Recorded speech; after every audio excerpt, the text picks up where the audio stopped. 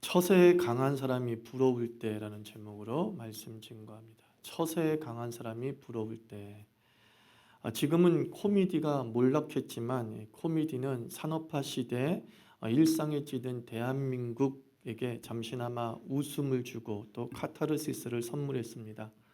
40대 이상은 기억하고 있을 겁니다. 이런 코미디 프로를 기억하고 있을 겁니다. 회장님, 우리 회장님이라는 프로를 기억하고 있을 겁니다.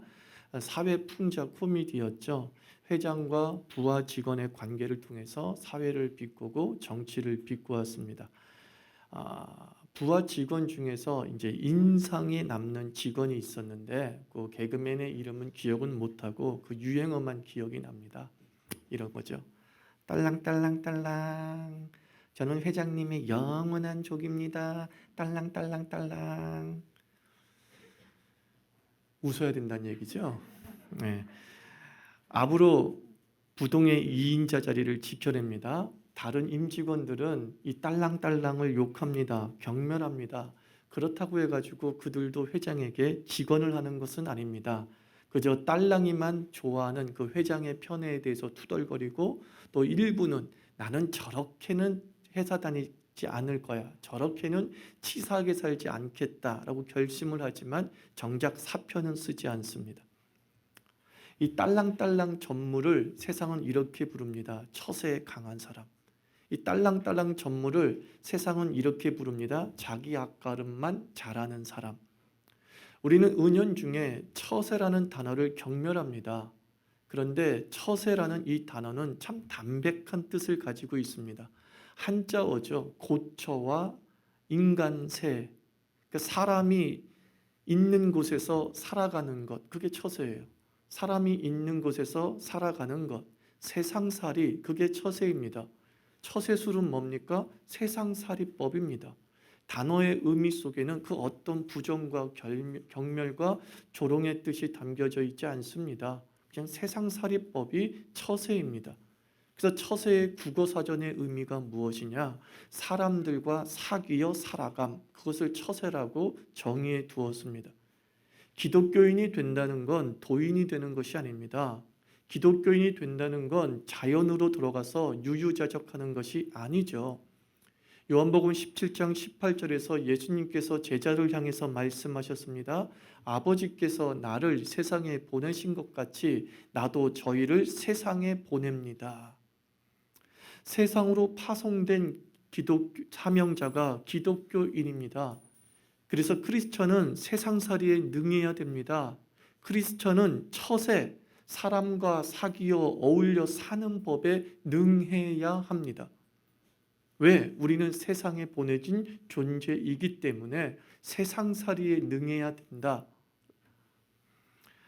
부정적 의미로 처세에 강한 사람을 우리가 경멸하고 또는 부러워하기도 합니다. 아부하고 얕게 사는 것에 대해서 부러워합니다.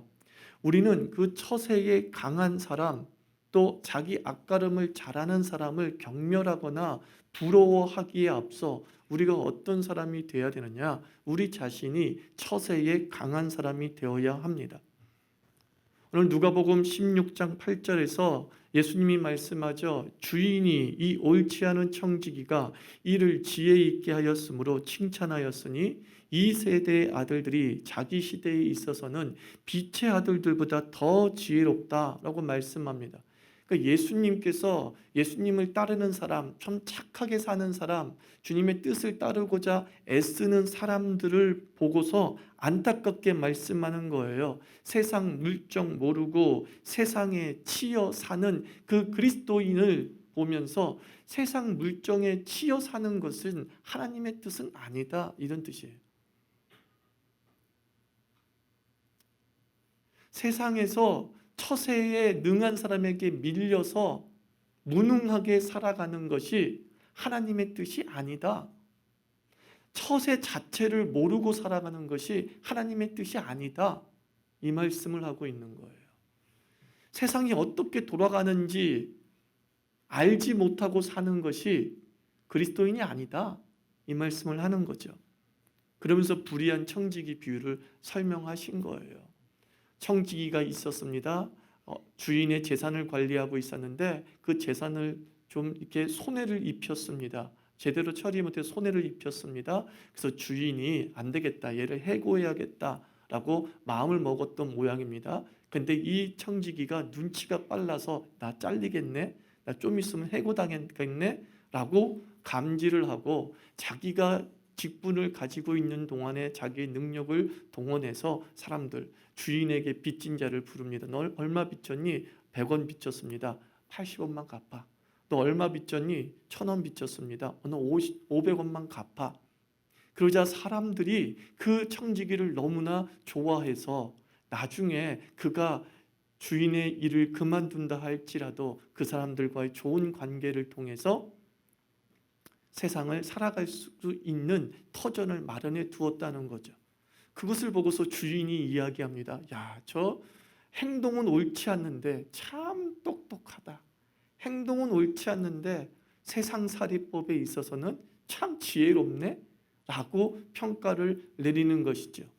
그러면서 예수님께서도 이야기를 하십니다. 너희가 이 세상의 사람들보다 빛의 자녀들이 지혜롭지 못한 것이 너무나 안타깝다.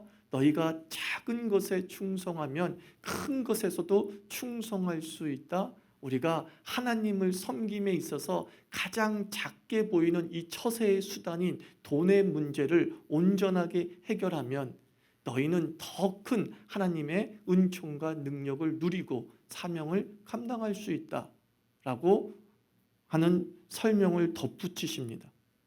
자, 사람들의 마음을 얻었다. 그게 무슨 단어의 정의라 그랬죠? 처세. 사람들과 잘 사귀어 사는 것이 처세의 국어사전적 의미라고 했잖아요. 그래서 이 옳지 않은 청지기는 처세에 능한 거죠. 사람의 마음을 얻었기 때문에, 사람과 사귀어 사는 일에 능했기 때문에. 주님께서는 우리가 사람의 마음을 얻는 크리스천이 되기를 원합니다. 세상살이를 하면서 그 세상살이가 단순히 먹고 마시고 쉬고 하는 본능적 문제로 끝나는 것이 아니라 우리의 처세는 국어사전적 의미로서 사람을 잘 사귀어 살기를 원하십니다. 우리 크리스천들은 이 땅에 살면서 관계가 원만해져서 원만한 그 관계를 통하여서 세상살이를 좀 행복하게 살기를 주께서 원하시죠. 물론 그 처세법은 불신자와 다릅니다. 그 처세법은 이 불의한 청지기의 방식을 따르라라고 하는 것은 아닙니다. 그리스도인의 처세법, 정통법이 있습니다. 오늘 말씀을 통해서 저는 3가지 처세를 유추하게 됩니다. 우리는 어떻게 처세해야 됩니까? 첫째, 실력으로 승부하라. 우리의 첫 번째 처세술은 실력입니다. 청지기가 해고된 이유를 1절은 이렇게 말씀하고 있죠. 주인의 소유를 낭비했더라. 즉 이 청지기는 업무 능력이 좀 부족했던 사람입니다. 그래서 그 직무로 인해서 주인의 마음을 얻기에 실패한 거예요. 너무나 능력이 부족해서 주인의 마음에 탑탁하지 않았던 것이죠. 그래서 결국은 주인의 마음을 잃었기 때문에 그의 직장도 잃을 위기에 놓였던 것이에요. 사회관계에서 능력, 실력만큼 강력한 처세, 곧 사람의 마음을 얻는 것도 없습니다. 어떤 이들은 능력을 낚아채는 상사, 능력을 낚아채는 동료가 있다고 하죠. 나의 능력을, 나의 실력을 자기의 능력으로 둔갑시키는 야근 상사, 야근 동료가 있습니다. 이에 대해서 세상은요, 방지책으로 2가지를 이야기하더라고요. 여러분의 실력이 다른 사람에게 도용되거나 빼앗기는 일을 자주 겪게 된다고 한다면 이렇게 한번 대책을 세워보세요. 첫째, 아이디어를 공론화하세요. 언제나 툭툭 던지는 말로 회의를 하는 것이 아니라 문서, 구체화된 발표 형식을 취하십시오. 아이디어가 공론하면 내 생각을 다른 사람에게 함부로 빼앗기지 않는다. 맞는 말이죠. 또 이렇게 야근 사람들이 있을 경우에는 이렇게 얘기하는 이런 방지책이 있다는 거예요. 둘째, 그 상사를 인정하십시오. 이게 무슨 뜻이냐면은 내가 내 제출한 아이디어가 너무 좋아. 내가 보기도 좋아. 그런 아이디어를 볼 줄 알고 실행시킬 줄 아는 상사라면 그 능력 있는 사람이라는 거예요. 제가 설교를 할 때에 처음 설교를 할 때에 어떤 목사님의 설교집을 많이 제가 도용은 한 건 아니고 도움을 받았습니다. 그리고 그 도움을 받는 설교를 하고 성도들이 은혜를 받았다고 말을 하죠. 근데 저는 좀 뭐라 그럴까요? 고지식한 사람이라서 목사님한테 얘기를 해요. 목사님, 제가 사실 이 설교는 이렇게 이런 부분을 많이 참고를 했습니다. 그랬더니만은 그 목사님이 저한테 너무 귀중한 말씀을 했어요. 그 좋은 설교를 볼 줄 아는 눈이 곧 설교의 능력이야. 아무 설교나 읽을 수 있잖아요. 근데 그 좋은 설교집을 볼 수 있는 눈이 있었다는 게 너의 능력이야. 직장 상사도 마찬가지라는 거죠. 이건 되겠다 싶은 아이디어가 보인다는 것 자체가 능력이에요. 그러면 그 상사를 인정하고 그 상사를 따라가면 반드시 당신의 생각도 현실화되어지고 실력도 인정될 것이다. 이게 컨설턴트들의 해결책 중에 하나예요. 딱 맞는 말이죠. 그리고 좋은 생각이 많이 채택된 사람은 결국 눈여겨보게 되고 자기 곁에 두려하게 되고, 결국은 자기 곁에 둔다는 무슨 뜻입니까? 이제 그 상사의 마음을 얻었다 하는 뜻이 되는 것이죠. 그게 바로 처세예요. 그러므로 여러분들이 실력을 키우기에 애를 써야 되지, 아부하고 짜웅하고 잔머리를 신경 쓰는 그 사람을 견제하느라 정작 자신의 성장에 집중하지 못하게 될 때에 내 손해가 되는 거예요. 내 손해가 되는 거예요. 잔머리의 처세가들의 생각은 시편 36편 2절에 잘 묘사되어져 있습니다. 잔머리를 굴리는 사람들, 이런 사람들은 어떤 생각을 가지고 잔머리를 굴리냐면, 저가 스스로 자긍하기를 자기 죄악이 드러나지 아니하고 미워함을 받지도 아니하리라 함이로다. 자기의 잔머리가 들키지 않을 거라고 생각하는 거예요. 자기의 잔머리가 아주 교묘할 것이라고 생각하는 거예요. 그런데 마태복음 10장 26절에서 주께서 말씀합니다. 그런즉 저희를 두려워하지 말라. 감추인 것이 드러나지 않을 것이 없고 숨은 것이 알려지지 않을 것이 없느니라. 여러분들이 이 세상을 살아가면서 우리의 실력이 도용되어지고 우리의 실력을 빼앗기는 일도 겪을 수 있을 거예요. 그래서 그 사람 때문에 너무 화가 나고 짜증이 나서 이제 실력을 내가 어느 정도의 위치에 올라가기 전까지는 좀 숨겨두고 있어야 됐다라고 생각하는데, 그것만큼 어리석은 판단이 없다는 거예요. 반드시 그 직장 상사의 잔머리는 들통날 것이라고 믿으십시오. 주께서 말씀해요. 악한 생각은 다 드러나게 되어 있는 거예요. 하나님에게 맡기십시오. 내가 할 일은 무엇입니까? 부지런히 실력을 쌓는 거예요. 부지런히 좋은 아이디어 막 내놓는 거예요. 아이디어를 내놓으면 내놓을수록 우리의 머리는 화수분처럼 계속 지혜는 더 확장되어지고 지혜는 더 구체화되어지는 것이죠. 아무것도 쓰지 않으려고 할 때는, 아이디어를 딱 멈추고 있을 때에는 더 이상 성장하지 못하게 되는 겁니다. 그래서 저는 대기업 부장과 대화한 적이 있습니다. 그 사람이 이러더라고요. 다 안 돼요. 누가 잔머리 굴리는지. 다만 그 사람은 그 사람대로 이용하는 것뿐이다. 이렇게 얘기하더라고요. 여러분, 우리의 직장 상사가 가위바위보로 보스된 것 아닙니다. 눈치, 코치가 다 있는 구단짜리들이 우리의 보스가 된 거예요.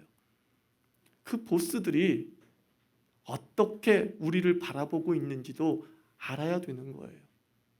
그러므로 우리 한 사람 한 사람이 실력 쌓는 일들에 힘을 다해야 되는 거죠. 골로새서 3장 23절 말씀처럼 무슨 일을 하든지 마음을 다하여 주께 하듯 하고 사람에게 하듯 하지 말라. 신전 의식을 가지고 다른 사람의 눈치를 보면서 나도 동일하게 잔머리를 굴리면서 이 세상을 살아가는 것이 아니라 나는 어떤 일을 있든지 간에 마음과 뜻과 정성을 다해서 나의 일들에 집중하라는 거예요. 스포츠 세계는 원칙이 있습니다. 그리고 반칙도 있습니다. 스포츠 세계는 반칙이 인정됩니다. 누가 반칙합니까? 실력이 모자라기 때문에 반칙하죠. 그러나 반칙만으로는 승리할 수 없잖아요. 반칙은 드러나고 응분의 페널티를 받고 경기장에서 퇴장당하거나 몰수패를 당하는 거예요. 우리 삶 속에서 반칙의 처세를 가지고 살아가는 사람이 있어요. 그 반칙의 처세를 우리가 부러워하거나 경멸만 하는 것이 아니라 우리는 그것들을 무시하고 무엇이에요? 실력으로 승부하는 거예요. 실력으로 승부하면 반드시 반칙은 드러내고 반칙은 폭로되어지면서 몰수패를 당하게 되는 거예요. 예수님께서 세상에 제자를 보내실 때에 영의 실력을 더하게 하셨어요. 그들은 가는 곳마다 병을 고치고 귀신을 쫓아내며 감동적 복음을 전하는 실력을 제자들에게 부여하셨습니다.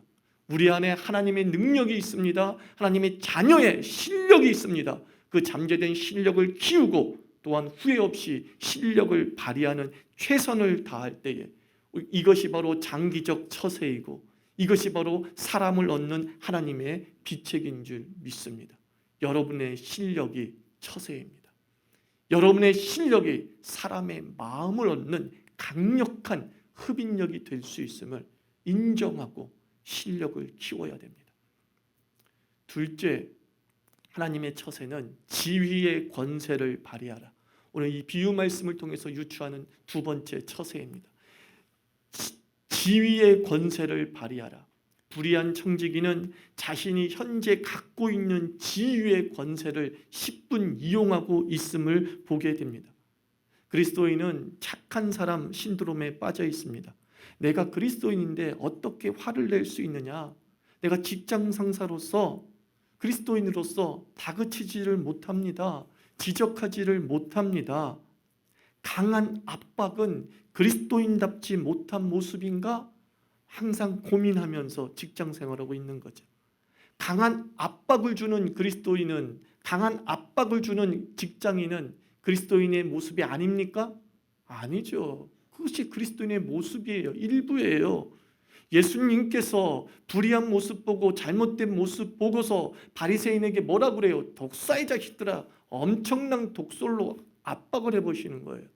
하늘의 권세를 가지고서 그들을 질책하시는 거예요. 독사의 자식들아, 이따구로 네가 하나님을 섬겨?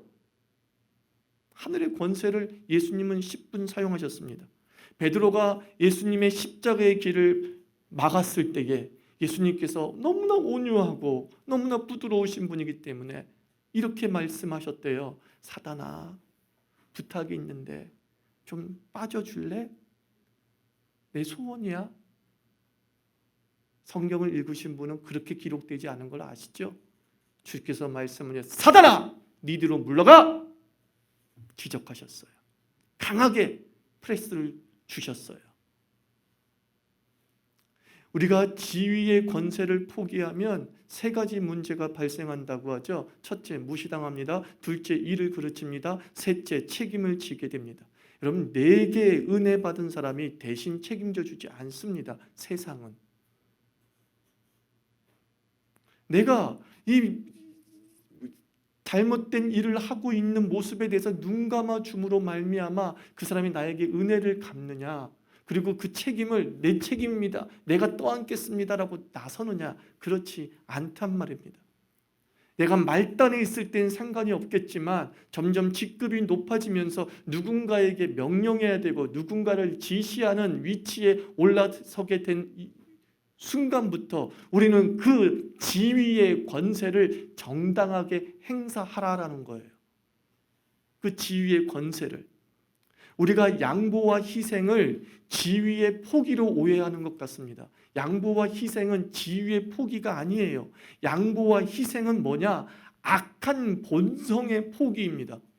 우리는 이 땅을 살아가면서, 직장을 살아가면서 사회관계 속에서 양보하고 희생해야 돼요. 내 악한 본성과 욕심을 포기해야 돼요. 그렇지만 그 양보와 희생이라는 것은 악한 본성의 포기다. 무슨 뜻입니까? 그 문제를 해결하고 그 지위를 행사함에 있어서 악한 본성은 폭력을 동반합니다. 악한 본성은 폭언을 동반합니다. 그러나 우리 그리스도인들이 예수의 인격을 본받을 때에 우리의 지위의 권세는 합리적 이해로 다그치는 것이죠. 이해가 되십니까? 잘못된 부분에 대해서 이따 이래! 하면서 서류를 던져버리는 것이 아니라 이 부분은 어디가 잘못됐으니까 언제까지 꼭 해주기를 바란다. 그렇지 않을 경우에 나는 정말 인사고과에 너한테 불평등하게 할 수밖에 없다. 그건 회사에서 나온 규칙이기 때문에 난 그렇게 적용할 수밖에 없다. 합리적 다그침이죠. 합리적 지위 행사이죠. 그때 그것은 누구나 수긍하죠. 그래, 이거 내가 잘못했네. 이거 내가 일 처리 못하면 내가 좀 인사고과에 좀 불이익을 당하는 건 당연한 거네. 그리고 수용하게 되는 것이죠. 근데 우리는 그런 압박조차도 그리스도인답지 못하게 보이는 거예요. 그래서 에휴, 그럼 그렇지 마요. 참고 넘어가야지 뭐. 라고 하다가는 사람 아랫사람도 잃고 윗사람도 잃는 처세의 실패자가 되는 겁니다.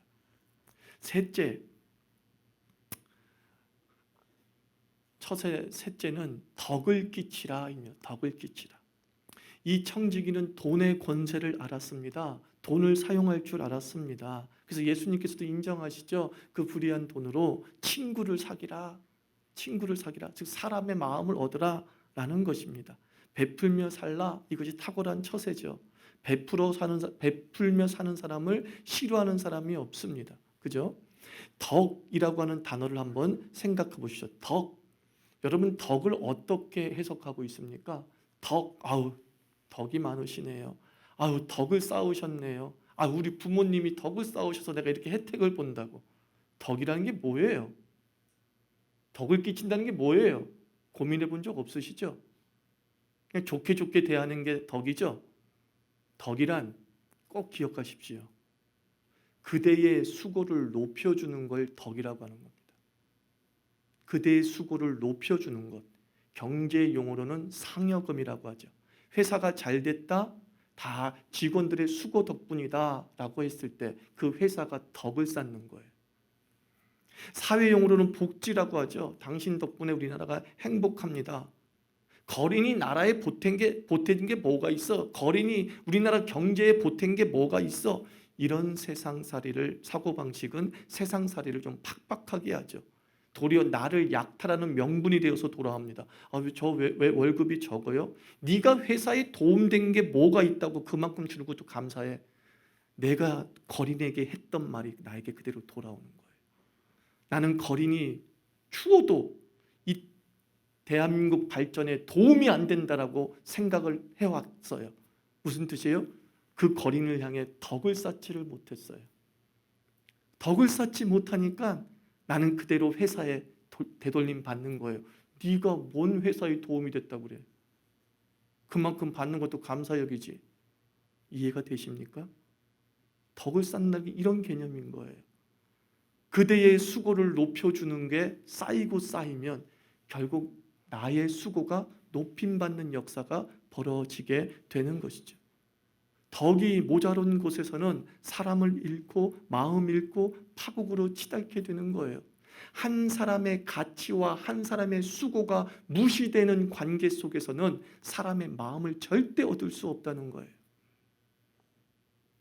신명기 15장 14절에서 주님은 말씀합니다. 내 양 무리 중에서와 타작 마당에서와 포도주 틀에서 그에게 후히 줄지니 곧 내 마음 내 하나님 여호와께서 내게 복을 주신 대로 그에게 줄지니라. 베품의 양이, 덕의 양이 축복의 양을 가늠한다라고 말합니다. 네가 누군가의 수고를 존중해서 준 만큼 그것이 바로 하나님이 너의 수고를 존중해서 준 만큼이야, 이렇게 말씀하는 거예요. 남에게 내가 100의 덕을 베풀었어요. 그러면은 하나님은 네가 바로 100만큼의 수고를 했어라고 인정한다, 그런 뜻이에요. 누가복음 6장 38절 주라 그리하면 너희에게 줄 것이니 곧 후이되어 누르고 흔들어 넘치도록 하여 너희에게 안겨주리라 라고 말씀하고 있습니다. 덕은 풍성의 열매를 거두는 강력한 처세예요. 누군가의 수고를 높여주는 것만큼 세상살이를 아름답게 하고 세상살이를 살만하게 하는 처세는 없음을 성경은 말씀해 주고 있어요. 여러분들 삶의 현장에서 그 사람의 수고를 높여주고 있습니까? 아니면 우리는 어떻게든 수고를 깎아내리려고 하잖아요. 너는 그만큼의 능력이 안 돼. 너는 그만큼의 실력이 안 돼. 그 가운데에서는 덕이 안 쌓이죠. 덕이 안 쌓인 만큼 나의 인생도 덕보는 인생이 되지 않는다라고 말하는 겁니다. 우리가 덕보는 인생이 되기를 원한다면 우리가 먼저 덕을 끼쳐야 되는 거예요. 너의 수고가 놀랍다라는 겁니다. 사랑하는 사람에게 끼치는 언어의 덕이 있죠. 내가 더 많이 사랑해. 나의 사랑의 수고를 표현합니다. 그러면 또 어떻게 합니까? 나를 사랑해줘서 고마워. 그대의 사랑을 인정하고 높여주는 거예요. 이것이 바로 사랑의 덕입니다. 사랑의 덕입니다. 하나님께서는 우리가 수고한 대로 주시는 분이 아니에요. 은혜는 무엇이죠? 수고한 이상으로 주는 거잖아요. 그러므로 그 은혜라고 하는 그 말이 내 삶의 태도로 표현되어졌을 때의 단어가 덕이에요. 우리는 각 사람을 그의 실력과 수고대로 평가해서는 이 세상 사람을 마음을 얻을 수가 없는 거예요.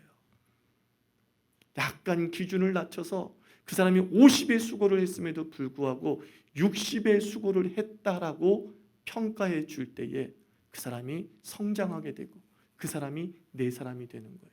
나의 사람이 돼서 나와 함께 그 일들을 처리하는 훌륭한 동력자와 협력자가 되는 것이죠. 여러분들이 오늘 설교에 대해서 아멘으로 덕을 베푸시기 바랍니다. 아까지의 능밖에 안 돼, 이 설교가. 아까지밖에 안 되는데 나오려다가 말아. 나오려다가 말 때 뭐가 나오라고요? 맨이 나오라는 거예요. 그게 덕이라는 거예요. 그대의 수고를 조금 더 높게 쳐주는 거예요. 이것이 하나님이 원하시는 세상살이법. 이 비유를 통해서 우리에게 보여주는 세상살이법이에요. 처세가 필요한 궁극적인 이유는 하나님 나라로 초대하기 위해서죠. 하나님 나라를 세우기 위해서죠. 잠언 16장에서 말씀합니다. 여호와를 경외하면 원수라도 화목하게 된다. 우리가 하나님의 뜻과 하나님의 방식과 성경대로 살아가면 그것이 무엇인가 효과가 없을 것처럼 보이지만 주님은 말씀합니다. 원수의 마음도 얻는데요. 이것처럼 놀라운 처세가 어디 있습니까? 성경의 세계관으로 세상을 살면 사람을 얻습니다.